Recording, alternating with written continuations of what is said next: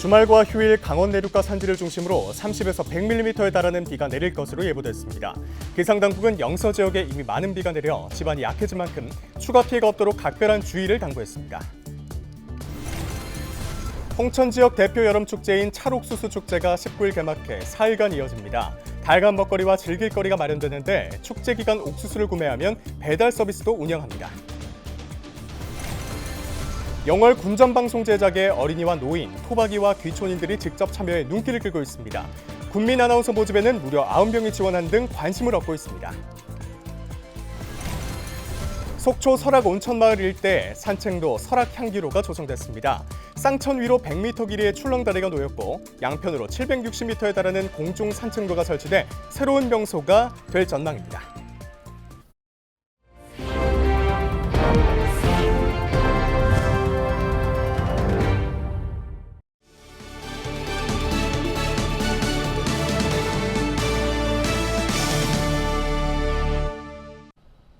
여러분 안녕하십니까? 헬로티비 뉴스입니다.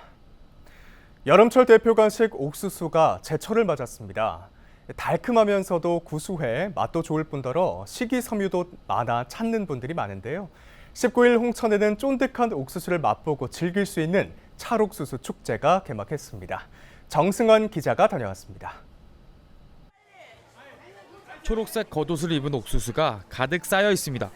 껍질을 벗기자 노르스름한 알갱이가 모습을 드러냅니다. 홍천산 찰옥수수 미백 2호입니다. 커다란 솥에서 한바탕 삶고 나면 더욱 먹음직스러워진 노란빛이 침샘을 자극합니다.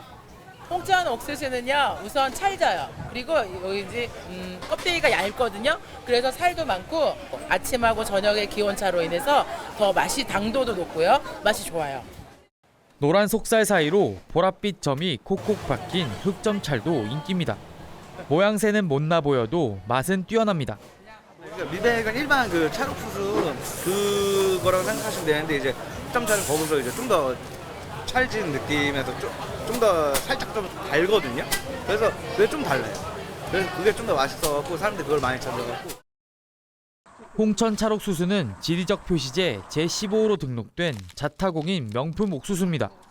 일교차가 큰 기후에서 자라 다른 옥수수보다 더 쫄깃하고 단맛이 풍부합니다. 한번 맛본 사람들이 홍천 찰옥수수를 고집하는 이유입니다. 홍천 옥수수를 보내서 춘천 걸 보내려고 장날 가려고 했는데 자꾸 홍천 거를 고집을 해서 여기 홍천 옥수수에 온 거예요. 축제에 온 거예요. 찰기도 있고 너무 고시하고 너무너무 맛있어요. 쫄깃쫄깃하고 탱글탱글하고 맛있고 옛날 추억이 생각나는 것 같아요. 축제장엔 삶은 옥수수뿐만 아니라 다양한 먹거리와 즐길 거리도 가득합니다.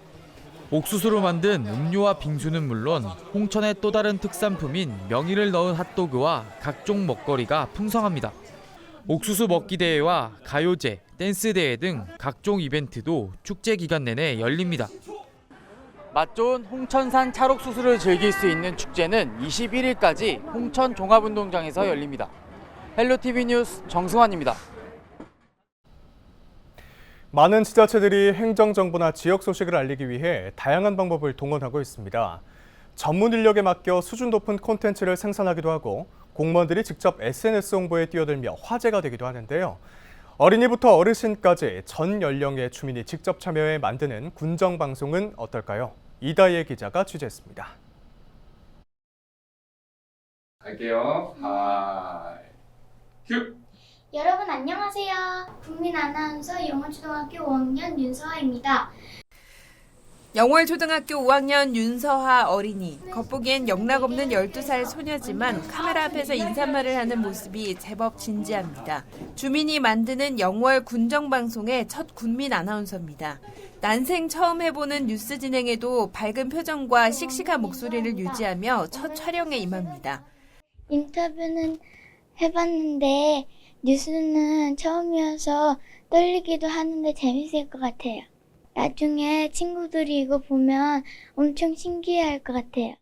그런 서하양을 찍고 있는 촬영 감독, 역시 지역 주민입니다. 서울에서 영상 관련 업종에 종사하다 지난해 귀촌했는데 군정방송을 만들 주민을 모집한다는 소식에 선뜻 참여했습니다. 평소에는 개인 농장에서 다래 농사를 짓고 새로운 소식이 있는 현장에선 카메라를 잡습니다.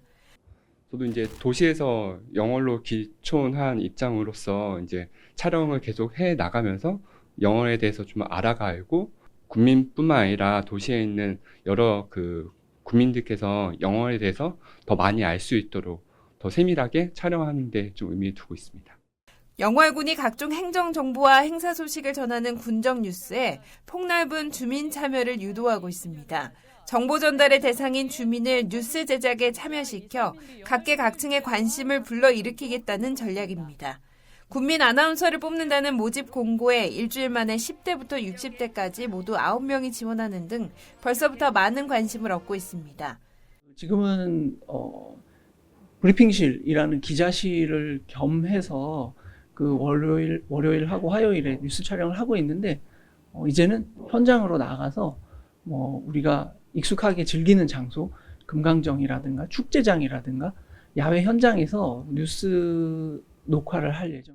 영월군은 군정뉴스 외에도 문화도시 사업을 통해 주민이 직접 예술 학예사나 지역 역사 기록자 등으로 활약할 수 있도록 돕고 있습니다.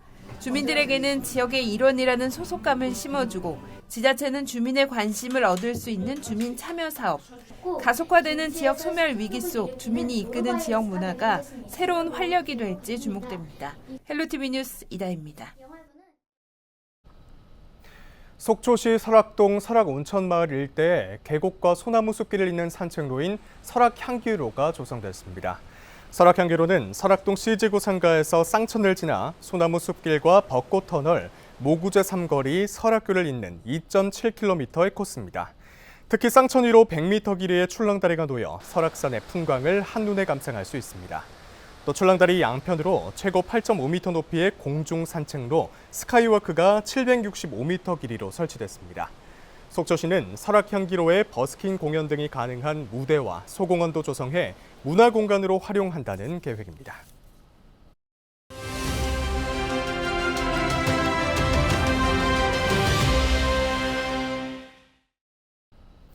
본격적인 장마가 시작되면서 강원 지역에는 지난 이틀간 400mm에 육박하는 많은 비가 쏟아졌습니다. 한 차례 소강 상태에 접어들었지만 주말에는 또 비 소식이 있는데요. 많은 비로 집안이 약해져 있는 만큼 추가 피해 없도록 각별히 주의하셔야겠습니다.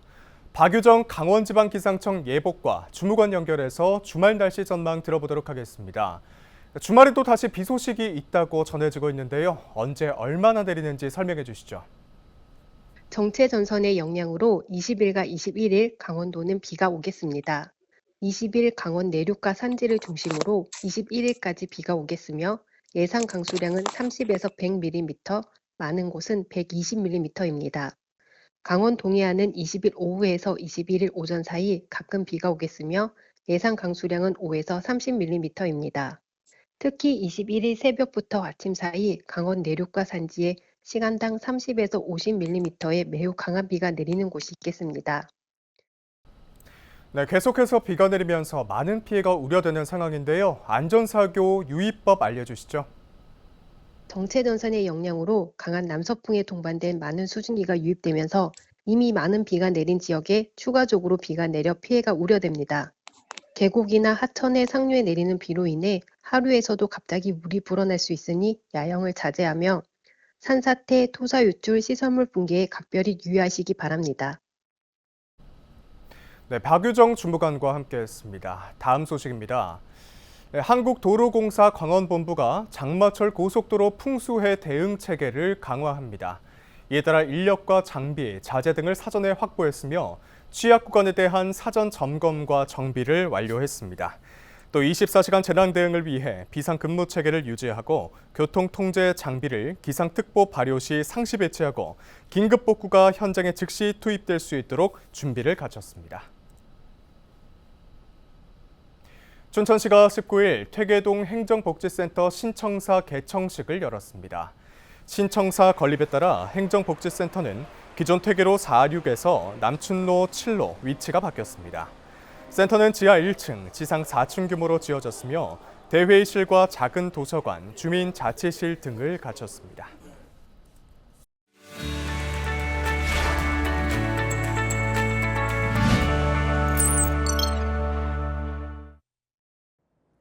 우리 지역 국회의원들의 활동 소식을 전해드리는 국회는 지금입니다. 이번 주 우리 지역 국회의원들은 지방 소멸을 막기 위한 다양한 정책 포럼들을 개최했는데요. 다양한 해법들도 함께 모색됐습니다. 먼저 지난 18일 국회에서 진행된 지방 소멸 대응 골드시티 정책 포럼이 대표적인데요. 동해태백 삼척 정선 지역구 국민의힘 이철구 국회의원과 강원특별자치도 삼척시 등이 함께 참여해 최근 삼척에서 시행되는 골드시티를 성공적으로 추진하고 구체적이고 발전적인 실천 방안을 모색하기 위해 첫 공론회장이 마련됐습니다. 안락하고 또 보람 있고 편안한 이 노후를 이렇게 영위할 수 있게끔 그런 대책을 준비해 주시는 게 그 지방 소멸도시 입장에서는 참으로 감사하고 반가운 일이라고 하지 않을 수가 없습니다. 그래서 그 첫 번째 이 도시로 저희 지역인 삼척시가 선택돼서 너무나 감사하기도 하고요. 네, 이철규 국회의원은 또 강원 남부권 산림 목재 클러스터 조성 사업이 행정안전부의 중앙투자심사를 통과했다는 소식도 함께 전해왔습니다. 자, 다음으로는 원주 갑지역구 국민의힘 박정아 의원이 전해온 소식입니다. 강원 지역의 대전의 카이스트나 광주의 지스트 같은 과학기술원 설립을 추진한다고 합니다. 강원특별법 3차 개정안에도 이 같은 내용이 담겨 있는데요. 법안 발의를 앞두고 필요성을 짚어보는 토론회가 지난 15일 열렸다고 합니다. 이 자리에서 기존 4대 과학기술원이 충청권과 호남권, 경상권에 위치한 만큼 강원권 설립도 필요하다는 목소리가 흘러나왔습니다. 이 특별자치도라는 것을 계기로 해서 저희가 다른 시도에 비해서 많이 부족한 성장 동력을 만들고 그다음에 인구 소멸에 대응해서 새로운 강원도의 모델을 만들어야 될 거라고 생각합니다. 네, 박정아 의원은 또 결혼 비용에 대한 소득공제 내용을 담은 소득세법 일부 개정 법률안을 대표 발의했는데요. 개정안에는 근로소득이 있는 거주자나 직계비속이 혼인하는 경우 그 거주자의 근로소득 금액에서 결혼 비용에 대한 1,000만 원을 공제해 결혼을 준비하는 예비부부와 가족들의 부담을 덜어주는 내용을 골자로 하고 있습니다. 네, 홍천 행성 영월 평창 지역구 국민의힘 유상범 국회의원도 반가운 소식을 전해왔습니다. 횡성군이 국토교통부의 2024 지역개발사업에 선정됐다는 소식인데요. 횡성군은 지난 6월 미래 모빌리티 거점 특화단지 조성 사업을 이 지역개발사업 투자 선도지구 부분에 신청해 공모에 선정되면서 국비 100억 원을 포함해 총 사업비 183억 원을 확보하게 됐다는 소식입니다. 이에 따라 각종 도로 신설과 주민 복지를 위한 커뮤니티 시설 건립 등도 빠르게 진행될 것으로 기대되고 있습니다. 지금까지 국회는 지금이었습니다.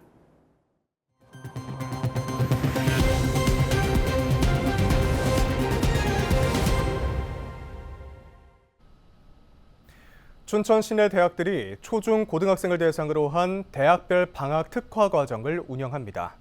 대학별 특화 과정은 과학 캠프, 바리스타 체험 등으로 방학 중인 학생들을 대상으로 진행됩니다. 참여 대학은 강원대와 한림대, 춘천교대 등 6곳입니다. 고질적인 주차난을 겪고 있는 강릉시 주문진읍 중심가에 주정차 홀짝제가 시행됩니다. 22일부터 주정차 홀짝제가 시행되는 구간은 주문진읍 원마트 사거리에서 풍년 DC마트까지 약 1km 구간입니다. 홀수일에는 해변 방향, 짝수일에는 반대 차선만 주정차가 가능하며 오전 6시부터 밤 11시까지 CCTV를 통해 단속이 이뤄집니다. 강릉시는 이와 함께 주문진 중앙공원 약 2,600제곱미터 부지에 차량 80대가 동시에 주차할 수 있는 공영 주차장도 조성하기로 했습니다. 속초시가 필수조례 정비 부문에서 전국 기초단체 중 가장 높은 실적을 보인 것으로 조사됐습니다.